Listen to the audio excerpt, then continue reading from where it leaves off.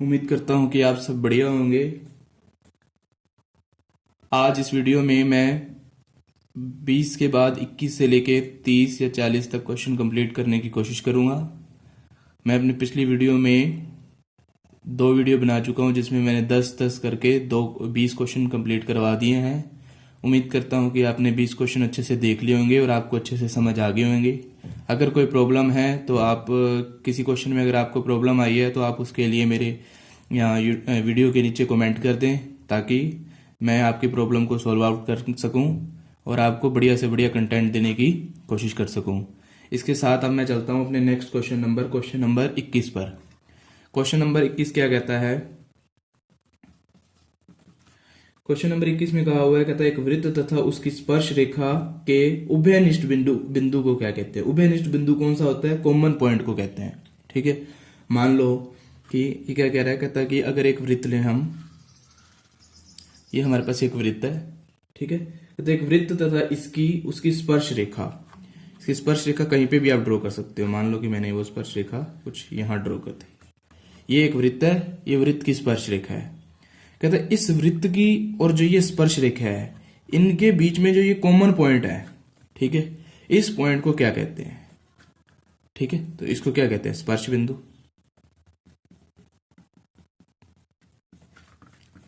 ये हमारा आंसर होगा।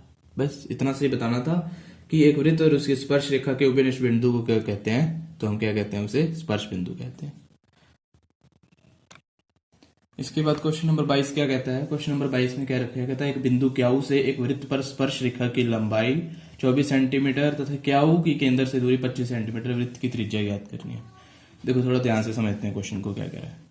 क्वेश्चन कहता है एक बिंदु है क्याऊ, हम मान लिया बिंदु क्याऊ कहाँ है? यहाँ है। ठीक है, से एक वृत्त पर स्पर्श रेखा की लंबाई 24 सेंटीमीटर है। एक मैंने वृत्त ड्रॉ कर लिया। ठीक है, इसकी यहां से अगर स्पर्श रेखा खींची जाए, वो कितने सेंटीमीटर दी हुई है? 24 सेंटीमीटर। ठीक है, उसके बाद कहते हैं इस क्याऊ से केंद्र की दूरी 25 सेंटीमीटर है। मान लो इस वृत्त का केंद्र ये है, केंद्र से जो दूरी है हमें कितनी दी हुई है? ये 25 सेंटीमीटर दी हुई है। तो हमें ज्ञात क्या करना है? तो वृत्त की त्रिज्या ज्ञात करनी है, ये त्रिज्या ज्ञात करनी है। ठीक है, तो मान लो इसे मैंने ए पॉइंट दे दिया और इसे भी दे दिया। ठीक है, उसके बाद इस क्वेश्चन में हमारे पास क्या रखा है? पाई। अब इसके हमें क्या निकालना है, क्या ज्ञात करना है?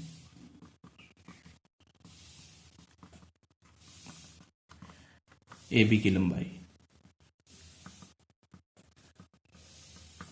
ठीक है, कैसे ज्ञात करेंगे? देखो अब यहां पे हम पाइथागोरस थ्योरम यूज करेंगे, प्रमेय के द्वारा। पाइथागोरस प्रमेय क्या कहती है भी? जो कर्ण होता है, पाइथागोरस प्रमेय कहती है कि कर्ण का स्क्वायर वर्ग बराबर में लंब का स्क्वायर प्लस में आधार का स्क्वायर। ठीक है, ये होता है पाइथागोरस प्रमेय के द्वारा। बट अब यहाँ पे इस क्वेश्चन में अगर हम ध्यान दें, कर्ण कौन सा है, लंब कौन सा है और आधार कौन सा है? ठीक है, अब कर्ण इसमें होता है हमारे पास, अब जहां पे किसी त्रिभुज में 90 का कोण बन रहा हो उसके सामने वाला कर्ण होता है। ठीक है, अब हम जानते हैं कि जो त्रिज्या है वो स्पर्श रेखा पर लंब का काम करती है। तो इस त्रिभुज में ये कितने डिग्री का है? 90 डिग्री का। तो कर्ण कौन सी भुजा होगी? ये क्याऊ बी भुजा। तो हम कहेंगे क्याऊ बी का वर्ग बराबर में लंब कौन सा है? ये लंब है क्याऊ ए, या इसे भी नाम दे सकते हो, दोनों में से लंब किसी को भी कह सकते हो आप। तो मैंने इसको कह दिया क्याऊ ए को। फिर आधार कौन सा बच गया? A B. ए बी का स्क्वायर जो मुझे निकालना है। ठीक है, अब देखो क्याऊ बी कितना है हमारे पास यहाँ पे? 25 सेंटीमीटर। तो 25 लिखेंगे सिर्फ, उसका वर्ग। क्याऊ ए कितना लिखेंगे हम यहाँ पे? 24 का वर्ग। ए बी का वर्ग। ठीक है, 24 का वर्ग कितना होता है? 625। और 24 का वर्ग कितना होता है? 576 प्लस में ए बी का वर्ग। 625 में से 500, अब यह 576 ये क्या है? इधर आके इधर प्लस का, तो इस साइड आएगा तो किसका हो जाएगा? 576 बराबर में ए बी का स्क्वायर। 625 में से 576 गए तो कितना आएगा? यहाँ साइड पे कर लेते हैं, 15 में से 6 गए तो 9, यहाँ 2 था, 1 बच गया, 11, 11 में से 7 गए तो 4, ये बस 49 बच गया। ठीक है, अब ये यहाँ स्क्वायर है तो इधर आके क्या हो जाएगा, वर्गमूल हो जाएगा। यहाँ प्लस माइनस इसलिए नहीं लगेगा क्योंकि यहाँ हम लंबाई की बात कर रहे हैं, लंबाई कभी भी माइनस में नहीं होती, इसलिए हमारे पास ए बी कितना आ जाएगा, 7 सेंटीमीटर। ये आंसर है हमारे पास। ठीक है, इसके बाद चलते हैं हम नेक्स्ट क्वेश्चन पर। इसके बाद हम चलते हैं क्वेश्चन नंबर 23 पर। क्वेश्चन नंबर 23 में हमारे पास क्या है, आकृति में एक आकृति दी हुई है हमारे पास। ये इस आकृति में हमें कहा गया है कि ए बी सी एक त्रिभुज दी हुई है। इसमें कहा हुआ है कि डी ई जो क्या है वो बी सी के समान है, पैरेलल है मतलब, ठीक है, समांतर है। तो ई सी का मान ज्ञात करना है। ठीक है, देखते हैं हम डायग्राम यही बना लेते हैं अपने। तो एक त्रिभुज दी हुई है हमारे पास। ठीक है, इस त्रिभुज में एक ये लाइन दी हुई है हमारे पास ऐसे करके, जो कि क्या है डी ई है, और ये त्रिभुज कौन सी है, ए बी और सी। कहता है ये 2 है और ये 4 है, और ये कितनी वैल्यू दी है, 1 दी हुई है। हमें ज्ञात क्या करना है, ये ई सी ज्ञात करना है। ठीक है, और हमें एक कंडीशन दी हुई है, हमें क्या दिया हुआ है,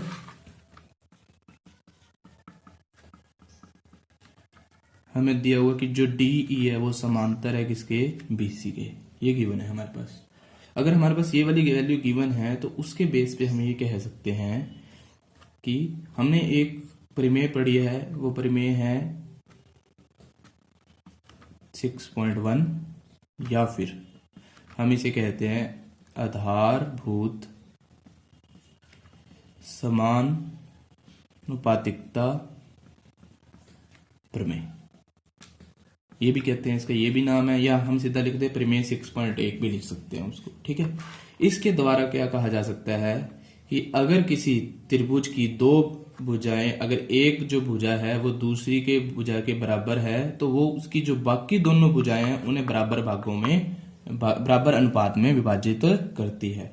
इसका मतलब ये हुआ कि डी ई अगर पैरेलल बी सी के है तो इस प्रमेय के द्वारा ए डी अपॉन में डी बी बराबर होगा ए ई अपॉन में ई सी के। भी ये वाली भुजा, इतनी भुजा इस भुजा के अनुपात ले और इसका इसके साथ अनुपात ले तो वो क्या आता है, बराबर आता है। ठीक है, यहाँ पर ए डी की वैल्यू कितनी है हमारे पास, 2 है, और डी बी की वैल्यू कितनी है, 4, ए ई की वैल्यू कितनी है, 1, और ई सी की वैल्यू हमें नहीं पता, ये हमें निकालना है। 2 की गुना अगर इससे करेंगे ई सी से, ठीक है, 2 की गुना, 4 की 1 से गुना करेंगे तो 4, ये 2 से गुना किया तो इधर जाके क्या हो जाएगा, इधर 2 से गुना किया है, ये इधर जाके क्या हो जाएगा, भाग हो जाएगा। तो ईसी बराबर में क्या हो जाएगा, 4/2, और ईसी बराबर में कितना आ गया, 2। अब ये किस में लिखे, सेंटीमीटर में, तो हम लिखेंगे सेंटीमीटर। Question complete. ठीक है, चलते हैं हमने नेक्स्ट क्वेश्चन की तरफ। उसके बाद चलते हैं हम क्वेश्चन नंबर 24 पर।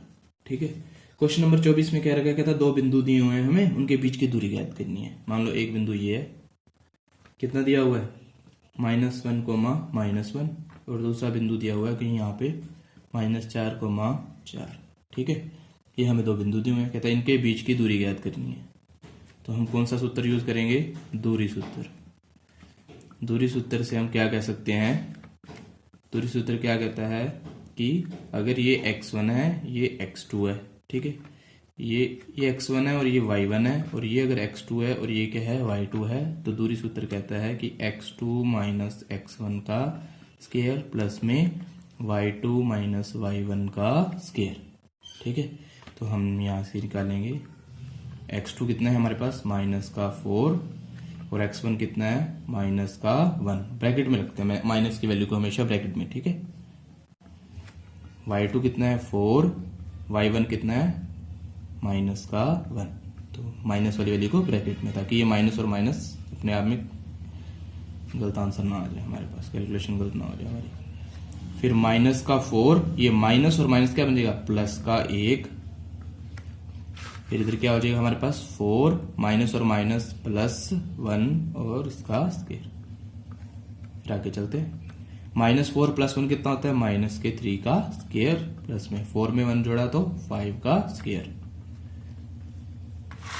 उसके बाद -3 का स्क्वायर करेंगे तो कितना आएगा 9, और 5 का स्क्वायर करेंगे तो कितना आएगा 25, और 25 में 9 जोड़ेंगे तो कितना आ जाएगा 34। ठीक है, ये आंसर है हमारे पास।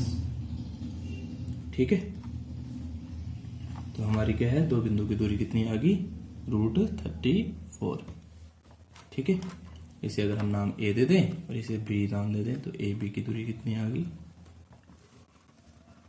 आंसर आ गया हमारे पास। ठीक है, इसके बाद चलते हैं अपने नेक्स्ट क्वेश्चन की तरफ।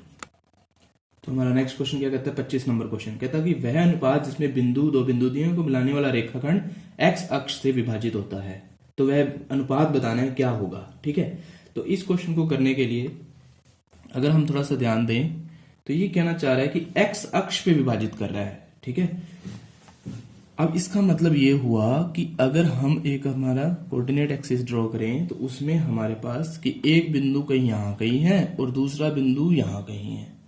ठीक है, तो उससे हम ये कह रहे हैं कि अगर ये बिंदु और इस बिंदु को मिला दिया जाए तो वो एक्स अक्ष पर किस अनुपात में विभाजित करेगा, ये मतलब है। हम मान लेते हैं कि हमारा पहला बिंदु क्या है, यहां पे कहीं है।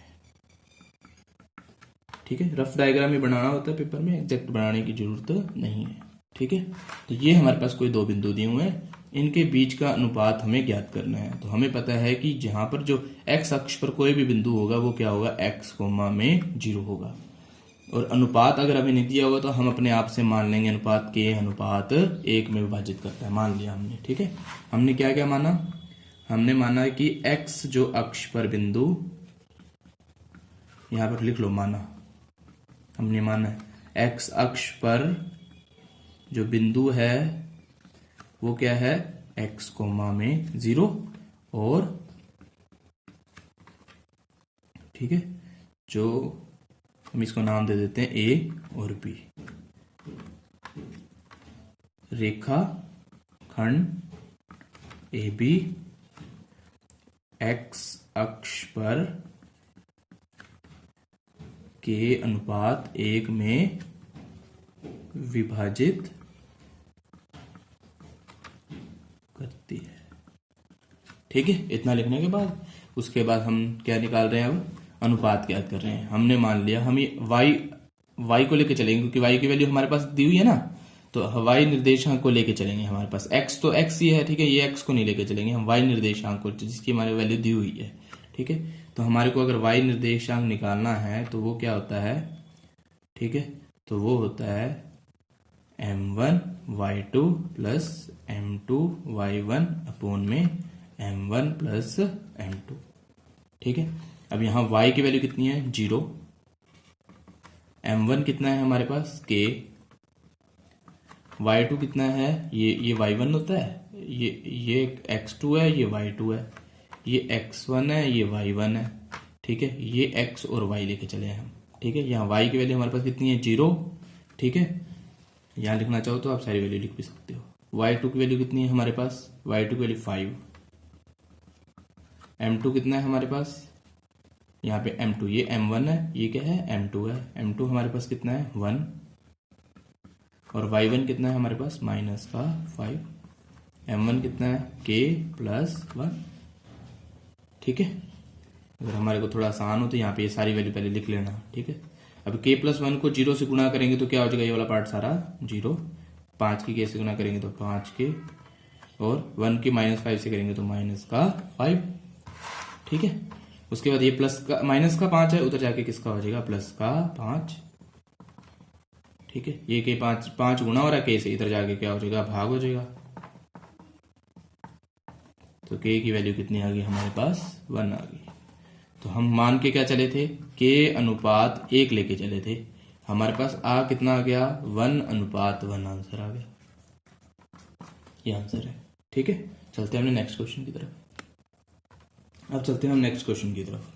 नेक्स्ट क्वेश्चन है 26, कहता है वह बिंदु के निर्देशांक जो दो बिंदुओं को जोड़ने वाले रेखाखंड के आंतरिक रूप से 3:1 में अनुपात में विभाजित करता है। देखो कैसे निकालेंगे, कहता है कि हमारे पास एक रेखाखंड है जिसमें दो बिंदु दिए हुए हैं। एक बिंदु हमारे पास है 4, -3 और दूसरा बिंदु है 8, 5। कहता है कि कोई एक बिंदु है या इस पे, इस रेखाखंड पे, वो जो बिंदु है वो इस पूरे रेखाखंड को 3:1 में विभाजित करता है। ठीक है, तो ये बिंदु हमारे पास ज्ञात करना है। हम मान लेते हैं ये बिंदु क्या है, x, y है, ये हमारे पास x1 y1 है, ये x2 y2 है, और ये हमारे पास k, और ये क्या है हमारे पास m1, और ये कितना है m2। ये सारी वैल्यू हमने आपसे मान ली अपने आप से। अब y, अब ये x कैसे निकालते हैं, m1 x2 plus m2 x1 upon में m1 प्लस m2, ये फॉर्मूला है हमारे पास x निकालने का। और ऐसे ही अगर हमें y निकालना है तो वो कैसे निकालते हैं, m1 y2 plus m2 y1 upon में m1 प्लस m2। ठीक है, उसके बाद m1 कैसे निकालेंगे हम, m1 हमारे पास कितना है, ये m1 था हमारे पास, m1 कितना है 3, कितना है 3, और m2 कितना है, x2 कितना है हमारे पास, x2 हमारे पास कितना है 8, प्लस में m2 कितना है हमारे पास 1, और x1 कितना है हमारे पास 4। तो सारी वैल्यू मैंने ब्रैकेट में लिखी, m1 प्लस m2 कितना होगा 3 प्लस 1। ऐसे ही इस y के लिए अगर निकालूं मैं, m1 कितना है हमारे पास 3, y2 कितना है, ये रहा y2 5, m2 कितना है 1, वैल्यू पुट करनी है बस। अब तो y1 कितना है हमारे पास माइनस का 3 अपॉन में 3 प्लस 1, 8 के 3 से मल्टीप्लाई करेंगे तो कितना आएगा 24, 4 की 1 से करेंगे तो 4, 3 में 1 जोड़ा तो 4, 5 की 3 से गुना किया तो 15, ये प्लस का 1 है, ये माइनस का 3 है, तो माइनस का 3 बटे में 3 प्लस 1 4, 24 में 4 जोड़ दिया तो कितना आ जाएगा 28 बटे में 4, और y बराबर में 15 में से 3 गया तो 12, ये 7 आ गया। तो x बराबर में कितना आ गया 7, और y बराबर में कितना आ गया 3। तो ये हमारे पास x और y की वैल्यू आ गई। ठीक है, तो हमारे पास बिंदु कौन सा आ गया, 7,3 बिंदु आ गया जो हमें निकालना था। ठीक है, इसका आंसर क्या हुआ, ऑप्शन नंबर सी। ठीक है, चलते हैं नेक्स्ट क्वेश्चन की तरफ। इसके साथ चलते हैं हम क्वेश्चन नंबर 27 पर। क्वेश्चन नंबर 27 में क्या रखा है कि x अक्ष पर वह बिंदु ज्ञात करना है जो कि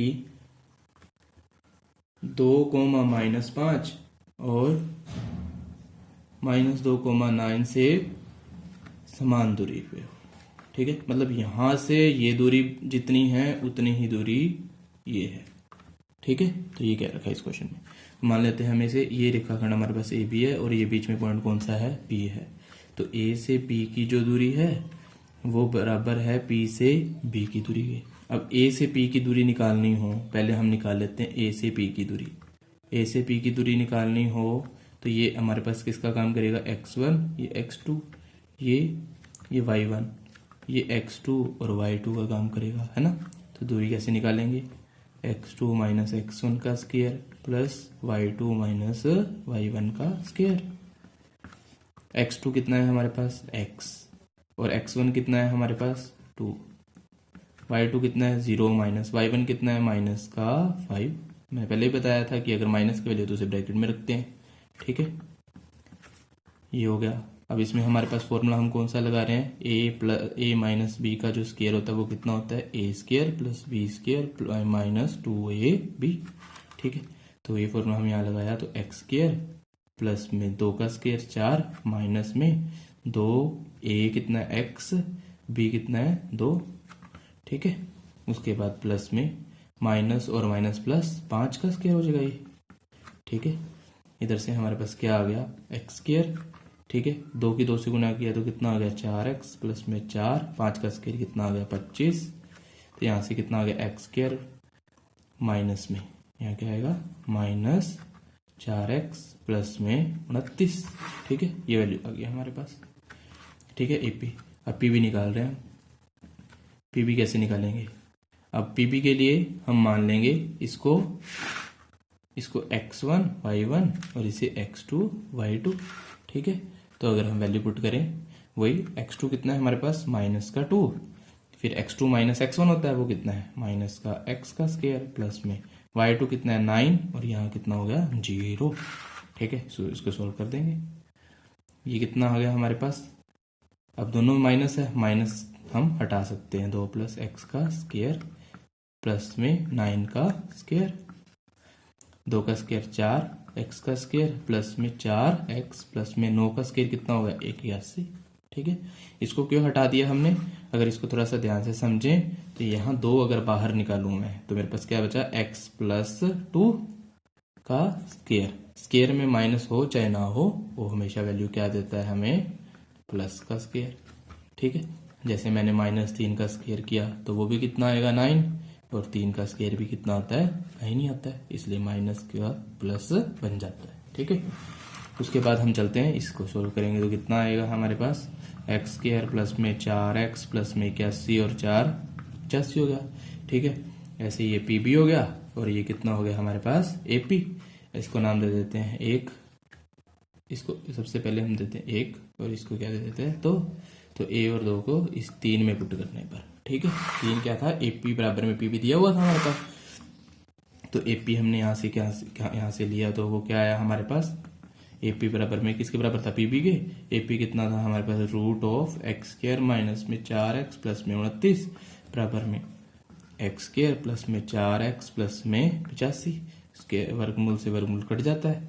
ठीक है, तो हमारे पास ये क्या बच गया एक्स स्क्वायर माइनस में 4x प्लस में 29, एक्स स्क्वायर प्लस में 4x प्लस में 85, स्क्वायर से एक्स स्क्वायर कट गया, ये प्लस का ये माइनस का 4x है तो इधर आके किसका हो जाएगा प्लस का 4x, ये 85 प्लस क्या है तो इधर जाके किसका हो जाएगा माइनस का 85। ठीक है, उसके बाद थोड़ा सा पार्ट रहेगा वो यहाँ सोल्व कर रहा हूँ मैं। ठीक है, तो ये देखो यहाँ पे 4x प्लस 4x कितना हो गया 8x, और यहाँ पे कितना हो गया 85 में से 29 घटाना है, यहाँ घटा देते हैं, 15 में से 9 गए, आप एक रफ लाइन यहाँ अलग से खींच लेना, वहाँ पे सोल्व कर देना। 15 में से 9 गए तो कितना हो गया 6, 7 में से 2 गए तो 5, 56 आ गया। किसका आएगा, इन दोनों में से बड़ा कौन सा है 85, 85 के साथ कौन सा है माइनस, तो यहाँ पे क्या आएगा माइनस। ठीक है, तो ये क्या है 8 से गुणा हो रहा है, इधर आके किसका हो जाएगा भाग में चला जाएगा 7, तो x बराबर में कितना हो गया माइनस का 7। ठीक है, तो ये हमारे पास x की वैल्यू कितनी आ गई -7। तो इसी तरह से हमारे पास वो बिंदु क्या आ गया -7 में 0। ठीक है, ये थोड़ा सा बड़ा है क्योंकि समझाने में बड़ा है, अगर इसी को ही थोड़ा सा छोटे वे से करना हो तो वो कैसे करेंगे वो अभी देखते हैं हम अभी।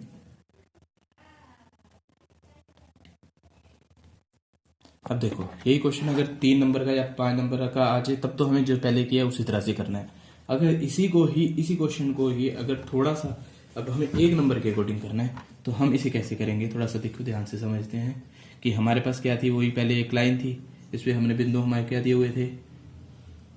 ठीक है, क्वेश्चन नंबर चल रहा है 27 ही अभी। ठीक है, तो ये दिया हुआ है 2 कोमा में -5 और यहाँ कितना है -2 कोमा में 9। ठीक है, और एक्स अक्ष पर कोई बिंदु है एक्स कोमा में 0 मान लिया। अब देखो हम जानते हैं ए पी बराबर में क्या होता है पी बी होता है, फिर इसका वर्ग कर देंगे तो ए पी का वर्ग बराबर में पी बी का वर्ग हो जाएगा। ठीक है, अच्छा ये वर्ग हो गए, दोनों के वर्ग कर सकते हैं, दोनों बराबर हैं तो उनके वर्ग भी क्या होंगे बराबर होंगे। अब उसके बाद वर्ग के लिए फॉर्मूला हम क्या है, पहले हम क्या है जब ए पी निकालते थे तो हम क्या लिखते थे x2 माइनस में x1, अब हमने वर्ग कर दिया, वर्ग करने का मतलब क्या हो गया ए पी का वर्ग बराबर में क्या हो जाएगा x2 माइनस x1 का square plus y2 minus y1 का स्क्वायर। अब जो रूट लगाते थे वो रूट नहीं लगाना क्योंकि यहाँ दोनों तरफ स्क्वायर कर दिया।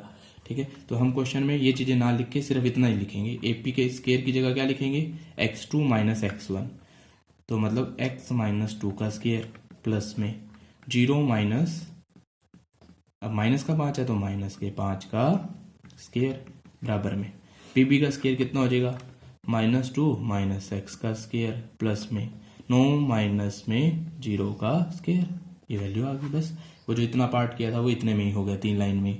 उसके बाद x स्क्वायर प्लस में 2 का स्क्वायर 4 माइनस में 4x, माइनस और माइनस प्लस 5 का स्क्वायर कितना हो गया 25 लिख देंगे बाद में। ठीक है, ये वही 2 का स्क्वायर 4, x का स्क्वायर x स्क्वायर और प्लस में 4x प्लस में 9 का स्क्वायर कितना आ गया 81। ठीक है, उसके बाद x स्क्वायर से x स्क्वायर कट जाएगा। ठीक है, उसके बाद क्या बच गया 4 माइनस में 4x, 5 का स्क्वायर 25, 81 में 4 जोड़े तो 85 प्लस में 4x। ठीक है, अब ये 4x इधर माइनस का तो उधर जाके किसका हो जाएगा, प्लस का हो जाएगा। ये 85 प्लस का है तो इधर आगे किसका हो जाएगा, माइनस का 85। ये 25 में 4 जोड़ देंगे कितना आ जाएगा, 29 आ जाएगा। 85 में से 29 माइनस किए थे तो कितना आया था हमारे पास, माइनस का 56 आया था। 4x और 4x कितने हो गए, 8x हो गए। ये x से गुना हो रहा है 8, तो इधर आके किससे हो जाएगा, क्या हो जाएगा, भाग हो जाएगा। तो x बराबर में कितना आ गया, माइनस आया। तो अंत जो बिंदु है, अतः जो बिंदु हमने निकाला वो कितना है, -7,0। क्या हो गया, तो ये इतना हो गया छोटा सा, ठीक है। और वो कितना बड़ा हो गया था क्वेश्चन, ठीक है। तो क्या है, ये तुम्हारे स्पीड से जैसे जितनी जितनी प्रैक्टिस करोगे उतनी ज़्यादा अच्छी स्पीड बनती जाएगी। उसके बाद चलते हैं नेक्स्ट क्वेश्चन पे। उसके बाद चलते हैं हम क्वेश्चन नंबर 28 पर। 28 में क्या क्या रखा है, कहता है एक सीकेंड थीटा बराबर में दिया हुआ 13/12, तो साइन थीटा का मान ज्ञात कीजिए। देखो क्या क्या दिया हुआ क्वेश्चन में। सीकेंड थीटा दिया हुआ है हमारे पास,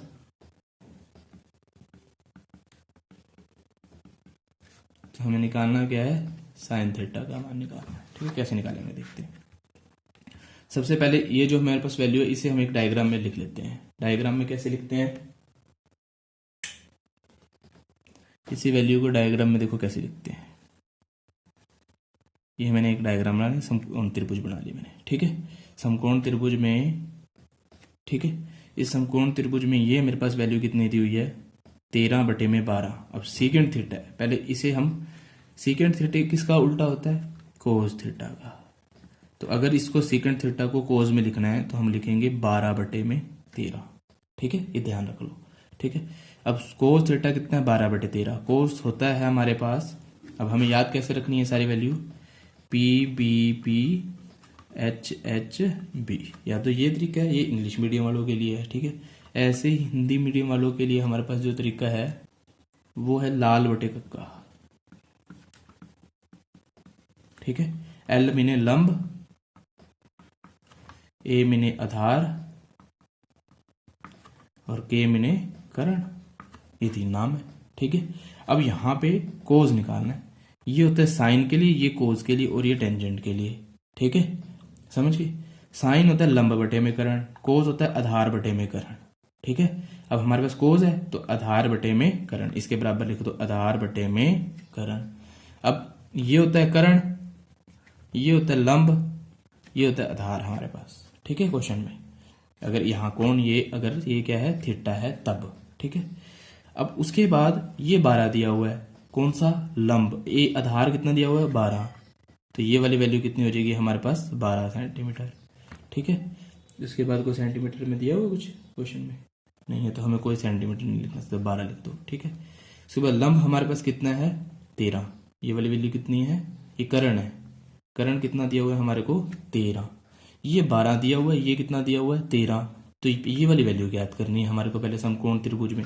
हम यहाँ समकोण त्रिभुज के लिए क्या यूज करेंगे, ये समझाने के लिए था, ये पार्ट नहीं है हमारे पेपर के लिए, ठीक है। उसके बाद हम क्या करेंगे, पाइथागोरस प्रमेय लगाएंगे। जब कोई समकोण त्रिभुज की बात आए तो उसमें पाइथागोरस प्रमेय लगती है, और जब 2 भुजाएं दी हो तीसरी ज्ञात करनी हो तो पाइथागोरस क्या कहती है कि कर्ण का स्क्वायर बराबर में लंब का स्क्वायर प्लस में आधार का स्क्वायर। कर्ण कितना है, 13, 13 का स्क्वायर बराबर में लंब कितना है, निकालना है, आधार कितना है, 12 का स्क्वायर, ठीक है। तो 13 का स्क्वायर होता है 169, 12 का स्क्वायर 144। अब 169 माइनस में करेंगे 144, ये प्लस का तो इधर आगे किसका हो गया, माइनस का। तो कितना बच गया, 9 में से 4 गए तो 5, 6 में से 4 गए तो कितना आया, 2, ठीक है। तो ये वैल्यू आ गई हमारे पास। तो L कितना आ जाएगा, 5, ठीक है। L आ गया हमारे पास कितना, 5 आ गया। ये 5 था, ये 12 था और ये कितना था, 13 था, ठीक है। अच्छा, उसके बाद अब हमें निकालना क्या है, साइन निकालना है, साइन थीटा। साइन थीटा क्या होता है हमारे पास, लंब बटे में कर्ण। लंब हमारे पास कितना है, 5, आधार कितना है, 12 और कर्ण कितना है, 13। तो लंब कितना है, 5 और कर्ण कितना है हमारे पास, 13। ये हमारे पास क्या हो गया, आंसर हो गया, ठीक है। उसके बाद चलते हैं हमारे नेक्स्ट क्वेश्चन पर।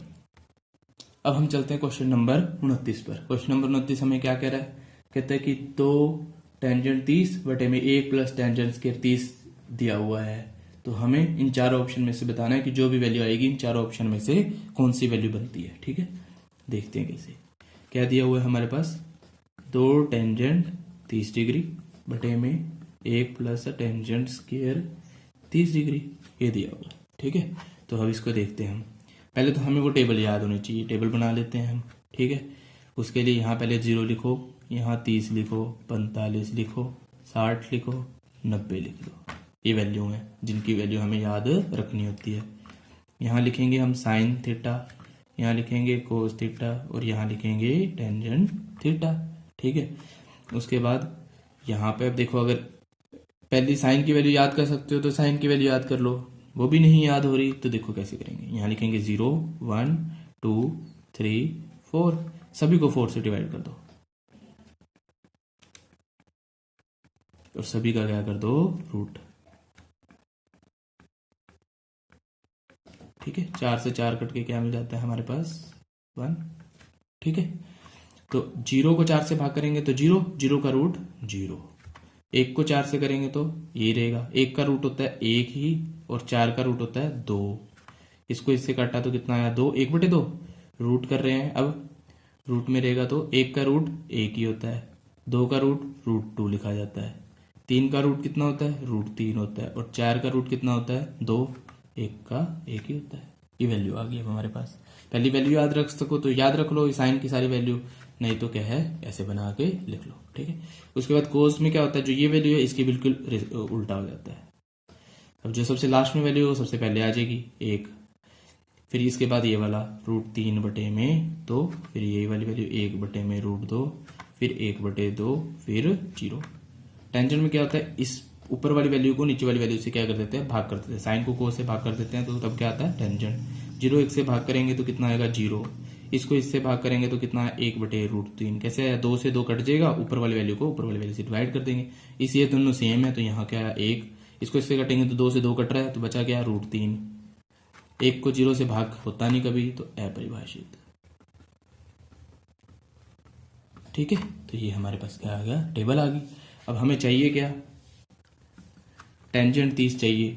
टेंजेंट 30 की वैल्यू कहाँ है, देखो ये 30 है, टेंजेंट ये रहा तो 30 कितना है, 1 बटे में √3 बटे में। ठीक है, फिर क्या करना है हमें, 1 प्लस में यहाँ कितना है, टेंजेंट 30 वही कितना था, 1 बटे में √3 का स्क्वायर। टेंजेंट 30 का स्क्वायर था तो हमने इसका भी क्या कर दिया, स्क्वायर।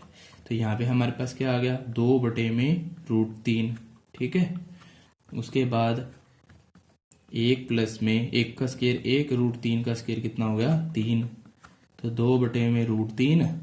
ठीक है, और इसके नीचे कुछ नहीं है तो क्या लगाया, 1, एलसीएम लिया 3, 3 और 1 4/3। ठीक है, ये आ गई वैल्यू। अब क्या है, इसको कैसे लिखा जाता है, 2 बटे में √3 अलग से लिखेंगे, जो 4/3 नीचे वो ऊपर जाने के बाद 3/4 हो जाता है। ठीक है, उसके बाद आगे क्या करेंगे, 2 से इसको काटा 4 को तो 2 मिला, ये √3 है। ठीक है, तो 3 को जो है ना हम लिख सकते हैं √3 गुणा में √3। ठीक है, तो 1 √3 से √3 कट गया, बचा कितना, 1 √3। ऊपर क्या बचा है, सिर्फ ये तो खत्म ही हो गया हमारे पास, इसकी जगह हमने एक वैल्यू ये काट दी, बचा कितना, √3 बटे में 2। तो ये वैल्यू आ गई। अब √3/2 किसकी वैल्यू होती है, या तो साइन 60 की, √3/2 किसकी होती है, या तो साइन 60 की या कोस 30 की। अब इन दोनों में से कौन से ऑप्शन हमारे क्वेश्चन में दिए हुए हैं इसको देखते हैं। ये हमारा क्वेश्चन पेपर है। ठीक है, इसमें से कौन सी वैल्यू हमें दी हुई है देख लेते हैं। ठीक है, हमें क्या था, साइन 60 या कोस 30। कोस 30 तो है नहीं, बचा क्या, साइन 60। तो आंसर कौन सा हो गया, ए। ठीक है, तो 29वें का आंसर क्या आ गया, साइन 60। तो ये √3/2 वैल्यू किसकी होती है, साइन 60 डिग्री की। तो ये हमारे पास क्या हो गया, इसका आंसर आ गया साइन 60। ठीक है, इसके बाद चलते हैं हम अपने नेक्स्ट क्वेश्चन पर। इसके बाद चलते हैं हम अपने क्वेश्चन नंबर 30 पर। 30 में भी इस टेबल की जरूरत पड़ रही है, इसलिए मैंने इस टेबल को इरेज नहीं किया है। इसी टेबल को समझते हुए हम क्वेश्चन नंबर 30 को सोल्व करेंगे। देखो क्वेश्चन नंबर 30 में क्या रखा है, क्वेश्चन नंबर 30 में क्या होगा कि 2 tangent square 45 plus cos square 30 minus sine square 60 का मान क्या होगा। ठीक है, इसी क्वेश्चन को मैं यहाँ लिख लेता हूँ। ठीक है, क्या है क्वेश्चन नंबर हमारे पास, ये है 30। ठीक है। क्वेश्चन नंबर 30 में हमारे पास क्या क्या रखा है, कहता है कि 2 टेंजेंट स्क्वायर 45, ठीक है, प्लस में कोस स्क्वायर 30 माइनस में साइन स्क्वायर 60 डिग्री का मान क्या होगा, मान बताना। ठीक है, तो देखते हैं कैसे निकालते हैं। 2 टेंजेंट 45 का मान कितना है, ये टेंजेंट, ये 45 ये रहा। टेंजेंट 45 का मान कितना है, 1। कितना है, 1। तो ये 1 का स्क्वायर प्लस में कोस 30, कोस वाला लाइन ये रही, 30 कैसे देखेंगे, ये 0 की वैल्यू है, ये 30 की वैल्यू है, √3/2, तो ये वाली वैल्यू ले लेंगे, √3/2 का स्क्वायर माइनस में साइन 60 का स्क्वायर करना है। साइन 60 कितना है, साइन 60 ये 0, ये 30 और ये 60 ये रहा, √3/2, इसकी वैल्यू कितनी है, स्क्वायर। ठीक है, तो अब उसके बाद देखो 1 का स्क्वायर कितना होता है, 1, तो यहाँ क्या आया, 2 ही आया। ठीक है, अब ये दोनों वैल्यू बिल्कुल सेम है, तो इससे ये क्या हो जाएगी, कैंसिल आउट हो जाएगी। बचा क्या, कुछ भी नहीं, बचा क्या, सिर्फ 2। तो आंसर क्या आ गया हमारे पास, तो क्वेश्चन 30 यहाँ खत्म हो जाता है हमारे पास। इसके बाद चलते हैं हम क्वेश्चन नंबर 31 पर। क्वेश्चन नंबर 31 कहता है कि त्रिज्या 14 सेंटीमीटर और 60 डिग्री त्रिज्याखंड का कोण वाले वृत्त के त्रिज्याखंड का क्षेत्रफल है, क्षेत्रफल बताना है हमें। ठीक है, तो क्या है, त्रिज्या कितनी दी हुई है इस क्वेश्चन में, क्वेश्चन नंबर कितना है हमारे पास, 31। इसमें त्रिज्या दी हुई है हमारे पास 14 सेंटीमीटर। ठीक है, उसके बाद कोण कितना दिया हुआ है हमारे पास, 60 डिग्री का। अब त्रिज्याखंड का क्षेत्रफल निकालना है। क्षेत्रफल निकालने का फॉर्मूला होता है πr²। और त्रिज्याखंड का क्षेत्रफल निकालने का फॉर्मूला होगा हमारे पास πr² θ/360 डिग्री। पाई की वैल्यू हमारे पास 22/7 होती है। त्रिज्या दी हुई है 14, तो r² है तो 2 बार 14 लिखेंगे। थीटा हमारे पास 60 दिया हुआ है, बटे में 360, 1 0 से 1 0 कट गया, 6 से काटा तो कितना हो गया, 6। ठीक है, बस उसके अलावा कुछ नहीं कट रहा, एक वैल्यू कट रही है। 2 से काटा तो यहाँ 3 आ गया, और यहाँ पे कितना आ गया, 11 आ गया। ठीक है, उसके अलावा हमारे पास कुछ भी नहीं कट रहा है, यहाँ पे एक कट रहा है। 7 से इसको काटा तो कितना आ गया, 2। ठीक है, उसके बाद 11 की 2 से गुणा किया तो कितना आ गया, 22, गुणा में 14 बच गया, यहाँ पे नीचे क्या बच गया, 3। ठीक है, तो इसकी इससे गुणा करेंगे तो कितना आ गया हमारे पास, गुणा कर लेते हैं, 22 की 14 से गुणा करेंगे तो कितना आएगा, 4 की 2 से गुणा किया तो 8, 4 की 2 से गुणा किया 8, और यहाँ कितना आ जाएगा, 22, 8, 8 और 2 10, 1 कितना आ गया, 308। तो 308/3 सेंटीमीटर स्क्वायर, ये इतना हमारा आंसर है। इसको अलग कर दो बस, ये आ गया क्षेत्रफल, ये पूछा हुआ था। तो ऑप्शन कौन सा हो गया हमारे पास, 31वें का ऑप्शन सी।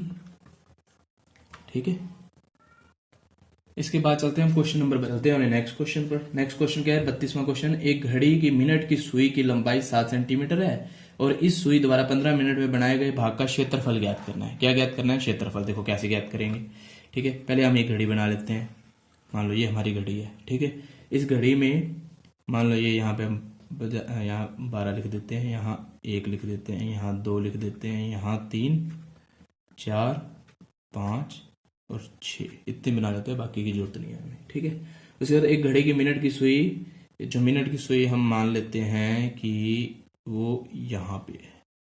ठीक है, उसकी लंबाई इसने कहा है कि 7 सेंटीमीटर है। ठीक है, और इस सुई द्वारा 15 मिनट में बनाए गए भाग का क्षेत्रफल ज्ञात करना है। ठीक है, अब 15 मिनट का मतलब ये हो गया कि पहले सुई ये यहाँ है, उसके बाद सुई अगर मान लो यहाँ पे आ गई। ठीक है, तो उसने जो 15 मिनट में जितने भाग को कवर किया है उसका क्षेत्रफल ज्ञात करना है। ठीक है, तो कैसे ज्ञात करेंगे, सबसे पहले तो हम क्या है, ये कोण निकाल लेते हैं। ये कोण कितना है, ठीक है, 15 में अगर थोड़ा सा ध्यान से देखें तो ये हमारे को साफ दिख रहा है कि ये 90 डिग्री का कोण बन रहा है। ठीक है, फिर भी कैसे निकाला जाता है, अगर मान लो क्वेश्चन में थोड़ा सा चेंज होके आ जाए तब कैसे निकालेंगे, देखो। ठीक है, ना पता लगे कि कितने का है। ठीक है, तो जो ये पूरा कोण बनता है ना, अगर मान लो सुई यहाँ से चले और वापस घूम के यहीं पे आ जाए तो पूरा कोण बनता है 360 डिग्री का। ठीक है, कब बनता है, 60 मिनट में जो ये हमारी सुई है वो कितने का कोण बनाती है, 360 डिग्री का। और 1 मिनट में कितने का बनाएगी, 360/60 का। और बनाना कितने में है, 15 मिनट में। 15 मिनट में कितना बनाएगी? 360/60 गुणा में 15। ठीक है, तब इसको काट दो, वैल्यू कितनी आएगी? एक जीरो से तो जीरो कट रही है, 6 से इसको काटेंगे, कितना आया? 6। 15 की 6 से गुणा करेंगे तो हमारे पास कितना आया? 90 डिग्री। वही हमने कहा ना 90 का कोण बन रहा है। अभी 90 का कोण बन रहा है हमारे पास। उसके बाद हम क्या करेंगे? देखो, अब हमें इस भाग का क्षेत्रफल निकालना है जहां पर हमारे पास कोण दिया हुआ है 90 डिग्री का। त्रिज्या कितनी दी हुई है हमारे पास? 7 सेंटीमीटर। ठीक है, अब क्षेत्रफल कैसे निकालते हैं? पाई आर स्क्वायर थीटा बटे में 360 वाले फॉर्मूले से। पाई हमारे पास 22/7 है। त्रिज्या कितनी दी हुई है हमारे पास? 7। स्क्वायर में है तो 2 बार। थीटा कितना है? 90/में। 1 जीरो से जीरो काटा, 9 पे गया तो 4, 1 7 से 7 कट गया, 4 को काटा 2 से तो 11 हो गया। 11 को अब बचा ऊपर, क्या बच गया? ऊपर हमारे पास बचा 11 को 7 से गुणा, 11 गुणा में 7 बचा ऊपर। नीचे क्या बचा? सिर्फ 2। तो कितना आ गया? 77/2। 77/2 इसका आंसर आ गया। ठीक है, जो कि सेंटीमीटर स्क्वायर पे लगा देते हैं, जो कि ऑप्शन कौन सा है? पहला। ठीक है, उसके बाद चलते हैं नेक्स्ट क्वेश्चन। उसके बाद चलते हैं क्वेश्चन नंबर 33 पर। 33 में क्या रखा है? 21 सेंटीमीटर ऊंचाई और 5 सेंटीमीटर आधार की त्रिज्या वाले लंब के बेलन का आयतन क्या होगा? ठीक है, बेलन का आयतन का फॉर्मूला देखते हैं पहले। ठीक है, सबसे पहले हम देख लेते हैं बेलन की शेप क्या होती है। इस तरह का बेलन होता है हमारे पास। ठीक है, ये हमारा बेलन है। ठीक है, थोड़ा सा सही नहीं बना, बट मान लो बेलन है। ठीक है, इस बेलन में 21 सेंटीमीटर ऊंचाई, तो ऊंचाई हमें दी हुई है 21 सेंटीमीटर। ठीक है, और हमारे पास आधार की जो त्रिज्या है, ये यहां से लेके यहां तक की जो त्रिज्या है वो कितनी दी है? 5 सेंटीमीटर है। ठीक है, ये दी हुई है। कहता बेलन के आयतन ज्ञात करना है। क्या ज्ञात करना है?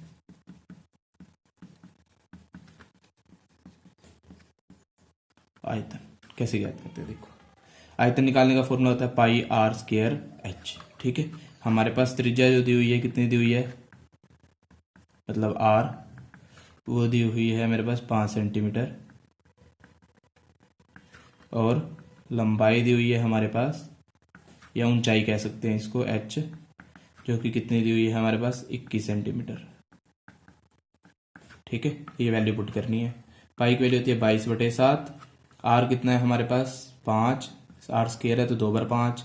एच कितना है? 21। 7 से काटा 21 को कितने पे गया? 3 पे। बच क्या गया? 22 गुणा में 5 गुणा में 5 गुणा में 3। गुणा कर दो बस इसको। क्या गुणा करेंगे तो कितना आएगा? देखो, 5 की 5 से गुणा किया तो 25, 25 की 3 से गुणा किया तो 75, 75 की 22 से गुणा कर देंगे। 5 की 2 से गुणा किया तो 10, 1 7 की 2 से गुणा किया 14, और 1 0.561, कितना आ गया? 1650। अब बेलन का आयतन निकाला है तो हम यहाँ पे क्या लगा देंगे? सेंटीमीटर वर्ग। ठीक है, ये हमारा आंसर है। अच्छा, अगले क्वेश्चन में जाने से पहले हम ध्यान दें कि हमारा जो पिछला क्वेश्चन किया है उसमें हमारे पास जो वैल्यू आई थी उसमें मैंने लिख दिया था सेंटीमीटर स्क्वायर लिख दिया, तो वहां आंसर ये ना आके वहां लगाना है सेंटीमीटर घन। ठीक है, तो ये ध्यान रखना थोड़ा सा। ठीक है, क्योंकि आयतन निकाला है ना हमने, तो आयतन में सेंटीमीटर घन आता है, और अगर क्षेत्रफल निकालें तब सेंटीमीटर आता है। ठीक है, तो ध्यान रखना, लास्ट क्वेश्चन में थोड़ा सा चेंज कर लेना। उसके बाद चलते हैं हम गोले का आयतन ज्ञात करना है। ठीक है, त्रिज्या दी हुई है 8 सेंटीमीटर। त्रिज्या कितनी दी हुई है? 8 सेंटीमीटर। ठीक है, निकालना गया है गोले का आयतन। गोले का आयतन होता है 4πr³, 4/3, 4/3 पाई आर क्यूब, ये होता है गोले का आयतन। 4/3, पाई की वैल्यू कितनी है? 22/7। आर कितना दिया हुआ? 8। आर का क्यूब है तो 8 कितनी बार लिखेंगे? 3 बार। ठीक है, बस उसके बाद क्या है हमारे पास? इसमें इसको गुणा करनी है, जो वैल्यू आएगी वो हमारा आंसर होएगा। ठीक है, इसकी जो गुणा करेंगे तो वो कैसे करेंगे गुणा? देखो, 22 की 4 से गुणा किया तो कितना आया? 88। गुणा में 8 गुणा में 8 गुणा में 8/21। ठीक है, 8 को 3 बार गुणा करें तो कितना आता है? 8 के 8 से गुणा करें 64, 64 को 8 से गुणा करेंगे कितना आएगा? 8 चौक 32 और 3 48 और 3 51, 512। अब 512 को 88 से गुणा करना है। 8 की 2 से गुणा किया तो 16, 1, 8 और 1 9, 8 की 5 से गुणा की तो 40, यही सेम वैल्यू दोबारा आ जाएगी। 6, 9 में 6 जोड़ा तो 15, 1 10, 1 4 और 1 5, 4, तो कितना आ गया हमारे पास 4556 बटे में 21। ठीक है, आयतन निकाला है तो ये कितना सेंटीमीटर था, तो सेंटीमीटर घन आ जाएगा। ठीक है पूरी। ठीक है, तो ये क्वेश्चन हमारा यहाँ कंप्लीट हो गया।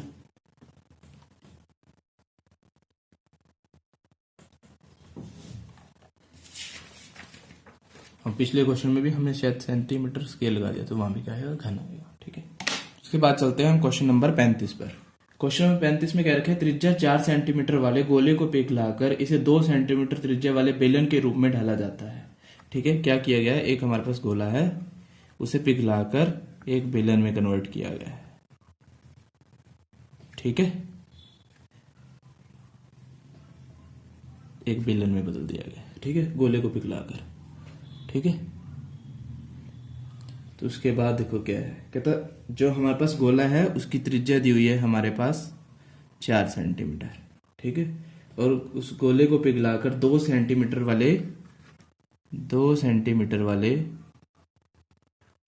आधार के त्रिज्या वाले बेलन के रूप में ढाला जाता है। तो बेलन की ऊंचाई ज्ञात करनी है, तो ये जो ऊंचाई है ना, ये हमें ज्ञात करनी है। ठीक है, तो सबसे अगर कोई एक शेप से दूसरी शेप में बदला जाता है तो उसका आयतन हमेशा क्या रहता है, समान रहता है। तो हमारे पास इसका आयतन क्या है, हमारे पास पाई आर स्क्वायर। इसका आयतन क्या होता है हमारे पास 4/3 पाई आर क्यूब, और इसका आयतन क्या होएगा पाई आर स्क्वायर एच। ठीक है, तो ये हाइट निकालनी है। यहाँ पे इसकी त्रिज्या को हम नाम दे देते हैं R2 और इसकी त्रिज्या को क्या नाम दे देते हैं R2, जो कि अलग अलग है। तो यहाँ R1 का क्यूब, यहाँ R2 का क्यूब। ठीक है, तो यहाँ हम यहाँ पे ऊपर थोड़ा सा ये भी लिख सकते हैं, गोले का आयतन बराबर में बेलन का आयतन। 1 नंबर का क्वेश्चन है, त्रिज्या वगैरह लिखने की जरूरत नहीं। अच्छा, पाई से पाई कट गया, काट दिया। आर कितना है हमारे पास यहाँ पे 4, तो 4 गुणा में 4 गुणा में 4 कितना बार आया, 3 बार आया हमारे पास। ठीक है, उसके बाद देखते हैं हम। ठीक है, आर कितना दिया हुआ है यहाँ पे 2, तो 2 गुणा में 2 गुणा में एच कितना दिया हुआ है हमारे पास, एच हमारे पास दिया हुआ है। उसके बाद हमारे पास एच कितना दिया हुआ है, एच हमारे पास दिया नहीं, एच को एच लिख दिया। ठीक है, उसके बाद जो वैल्यू कटती है काट देते हैं। 2 से 2 और 2 गुना 4, 4 से 1 4 कट गया, बच क्या गया, 4 को 3 बार गुणा करेंगे तो कितना आएगा 64। 4 के 4 से 16, 16 को 4 से गिना 64, 64 बटे में 3 बराबर में कितना आ गया एच। ठीक है, तो ये हमारे पास क्या आ गया, इसका बेलन की ऊंचाई आ गई। ठीक है, तो ये हमारा आंसर है। तो यहाँ लिख देंगे बेलन की ऊंचाई कितनी है हमारे पास 64/3 सेंटीमीटर। ठीक है, ऑप्शन हमारे पास कौन सा हो गया, बी। ठीक है, उसके बाद चलते हैं हम नेक्स्ट क्वेश्चन पर। क्वेश्चन नंबर 36 नंबर क्वेश्चन कहता है कि उस घटना की प्रायिकता जो घटित नहीं हो सकती, जो कभी भी घटित नहीं हो सकती, उस घटना की जो प्रायिकता है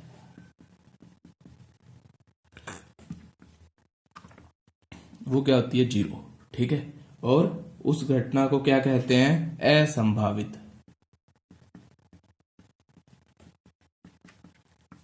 घटना।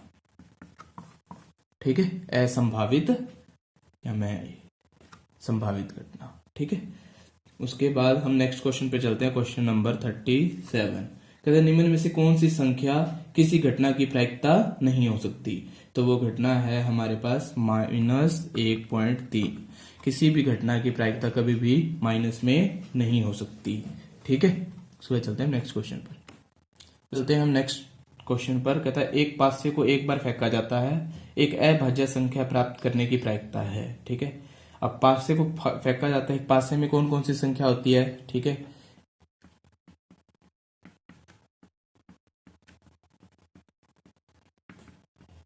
वो होती है 1 2 3 4 5 और 6। ठीक है, कौन सी होती है पास से पास संख्या 1 2 3 4 5 6। अब ये कहता है कि उसे फेंकने पर अभाज्य संख्या प्राप्त होने की। अब हम बात करते हैं अभाज्य संख्या कौन सी होती है। अभाज्य संख्या होती है 2 3 5। ठीक है, 1 से लेकर 6 के बीच में। अभाज्य संख्या कौन सी होती है, जो किसी से भी भाग ना हो। तो 2 भी किसी से भाग नहीं होता, 3 भी नहीं होता, 4 होता है 2 से, 5 नहीं होता, 6 होता है 2 से, 3 से भी होता है। ठीक है, 1 को हम नहीं काउंट करते अभाज्य में कभी भी। ठीक है, तो हमारे पास संख्या है 2 3 और 5। ठीक है, उसके बाद अगर हम बात करें अभाज्य संख्या कौन सी होगी, 2 3 5। ठीक है, अभाज्य संख्याओं की संख्या कितनी होगी, 3 ना। तो अब हमें प्रायिकता ज्ञात करनी है। ठीक है, प्रायिकता जो होगी हमारे पास वो क्या होगी। ठीक है, उसे हम पी से लिखते हैं। किसी घटना की प्रायिकता ज्ञात करते हैं तो घटना कौन सी है, अभाज्य संख्या। तो वो क्या कितनी है हमारे पास, 1 2 3 वैल्यू है ना, तो 3। और टोटल नंबर कितने हैं, 1 2 3 4 5 6, तो 6। तो 3 से 6 को घटा तो कितना आ गया, 1/2। ये हमारे पास आंसर आ गया। इसे ऐसे लिखना भी चाहो तो ऐसे लिख सकते, ब्रैकेट में लिख के बराबर में लिख दो 6। ठीक है, इसके ब्रैकेट में लिख के यहाँ लिख दो 3। ठीक है, तो ये क्वेश्चन ही कंप्लीट हो गया हमारा। ठीक है, चलते हैं नेक्स्ट क्वेश्चन पर। उसके बाद चलते हैं नेक्स्ट क्वेश्चन पर। नेक्स्ट क्वेश्चन में हमारे पास वर्ग अंतराल दिया हुआ और बारंबारता दिए हुए, हमें बाध्यता निकालना है। तो हम इसे बना लेते हैं अपने आप से। क्वेश्चन नंबर 39, वर्ग अंतराल। ठीक है, यहां लिख लेते हैं बारंबारता। ठीक है, पहले वर्ग अंतराल लिख लेते हैं जो कितने, 0 से 4, 4 से 8, 8 से 12, 12 से 16, 16 से 20। बारंबारता दी हुई है हमारे पास 5 4 5 2 और 4। ठीक है, ये बारंबारता दी हुई है। बारंबारता को लिखते हैं FI से। उसके बाद वर्ग अंतराल दिया हुआ, फिर हम निकालेंगे XI। XI क्या होता है, इनके बीच का मध्य बिंदु। ठीक है, वो कैसे निकालते हैं, वो हम निकालते हैं जैसे इन दोनों के बीच का मध्य बिंदु क्या होगा, 0 और 4 के बीच का मध्य बिंदु निकालना हो तो दोनों वैल्यू को जोड़ दिया जाता है और 2 से भाग कर दिया जाता है। तो 4/2 कितना आ गया, 2। यानी कि 0 के बाद 2 आगे चले जाए तो वो मध्य बिंदु आएगा हमारे पास हर पार्ट में। तो यहाँ क्या आ गया, 2 आ गया। फिर 4 में 2 जोड़ दे तो 6 आ जाएगा, 8 में 2 जोड़ दे तो 10 आ जाएगा, 12 में 2 जोड़ दे तो 14 आ जाएगा, 16 में 2 जोड़ देंगे तो 18 आ जाएगा। ठीक है, फिर हम निकालते हैं FI XI। क्यों निकाला जाता है, क्योंकि माध्य निकालना है हमें। माध्य निकालने का फॉर्मूला है सिग्मा FI XI अपॉन में सिग्मा FI। ठीक है, अब सिग्मा FI XI चाहिए तो FI के XI से गुना कर देंगे तो FI XI आ जाएगा। 5 की 2 से गुना किया तो कितना आ गया, 10। 4 की 6 से गुना किया तो कितना आ गया, 24। 5 की 10 से गुणा किया तो कितना आ गया, 50। 14 की 2 से गुणा करेंगे तो कितना आ जाएगा, 28। 18 की 4 से गुणा करेंगे कितना आएगा, 72। अब इन दोनों को जोड़ देंगे तो वो क्या आ जाएगा, सिग्मा FI XI आ जाएगा हमारे पास। देखो पहले 8 में 2 जोड़ेंगे 10, 10 में 4 जोड़ा तो 14, 1 बचेगा। 1 और 1 2, 2 और 2 4, 4 और 5 9, 9 और 2 11, 11 और 7 18। तो इसका जोड़ कितना आ गया, 184। और सिग्मा FI का मतलब क्या है, इन सभी का जोड़। तो यहाँ इसके नीचे लाइन लगा के लिख देंगे सिग्मा FI। ये कितना होगा, 5 में 4 जोड़ा तो 9, 9 में 5 जोड़ा तो 14, 14 में 2 जोड़े तो 16, 16 और 4 20। अभी देखो 2 से कट रहा है 10, 2 से काटा तो कितना हो गया, 9 पे गया 18 और 2 पे गया तो 4। तो कितना आ गया, 94/10। अब नीचे 10 है तो मतलब 1 0 है तो 1 के बाद पॉइंट, तो आंसर आ गया 9.4।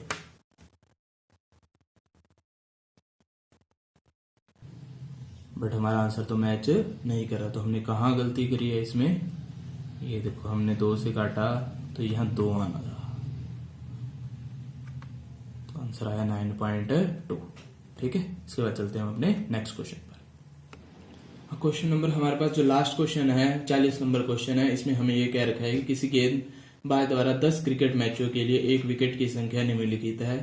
ठीक है, इससे पहले मैं बताना चाहूँ, अगर आपको मेरी ये वीडियो अच्छी लग रही है तो प्लीज इसे लाइक और शेयर जरूर कर दें अपने दोस्तों के साथ। ठीक है, उसके बाद चलते हैं हम क्वेश्चन नंबर 40 पर। किसी गेंदबाज द्वारा 10 क्रिकेट मैचों के लिए 1 विकेट की संख्या निम्नलिखित है। ठीक है, तो उसका बहुलक ज्ञात करना है। तो बहुलक कैसे ज्ञात किया जाता है, जो भी सबसे ज्यादा बार संख्या आ रही हो वही उसी उसका क्या होता है, बहुलक होता है। तो इस क्वेश्चन में अगर हम ध्यान दें तो इसे अगर हम थोड़ा सा रीअरेंज करके लिखें तो कैसे पता चलेगा कि कौन सी संख्या सबसे ज्यादा बार आ रही है। तो इसमें देखें, अगर सबसे पहले एक कितनी बार आ रहा है, पहले सबसे पहले 0 से स्टार्ट किया, 0, फिर 1 2 बार आ रहा है, ठीक है। या पहले क्या किया करो, सारी संख्या लिख लिया करो, 3, 5, 2, 1, 2, 0, 5, 1, 2 और 4, ठीक है। उसके बाद देखो इसमें 0 कितनी बार आ रहा है, 1 बार आ रहा है, तो इस 0 को आपने लिख दिया। अब इसको काट दो, 1 2 बार आ रहा है, इसको भी काट दिया, इसको भी काट दिया। जो जो लिखते जाओगे उसे काटते जाओ। 2 की बारी, 2 एक बार ये 2 लिख दिया, फिर ये वाला 2 लिख दिया, फिर ये 2 लिख दिया, 2 भी हो गए पूरे। 3 पे चलते हैं, 3 एक बार आ गया, 3 हो रहा है, नहीं है तो 3 को काट दो। 4 है, 4 है, एक बार 4 लिख दिया। फिर 5 कितनी बार है, 2 बार है, तो 5 भी लिख दिया, ठीक है। तो अब देखना है इसमें सबसे ज्यादा बार कौन सी वैल्यू आ रही है, तो वो कौन सी आ रही है, 2। कितनी बार आ रहा है, 3 बार, तो इसका बहुलक क्या होगा।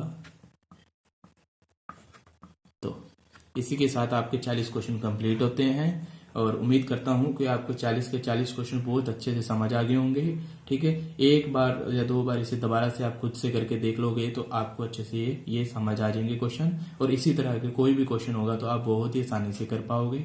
हरियाणा बोर्ड में अक्सर देखा जाता है कि यही क्वेश्चन क्या है, थोड़ी सी स्टेटमेंट चेंज करके क्वेश्चन रिपीट होते रहते हैं। तो मैं उम्मीद करता हूं कि आपको अब तक जितने मेरे क्वेश्चन करवाए हैं वो समझ आ गए होंगे। तो इसलिए प्लीज़ इस चैनल को सब्सक्राइब और अपने दोस्तों के साथ शेयर जरूर करें। थैंक्स।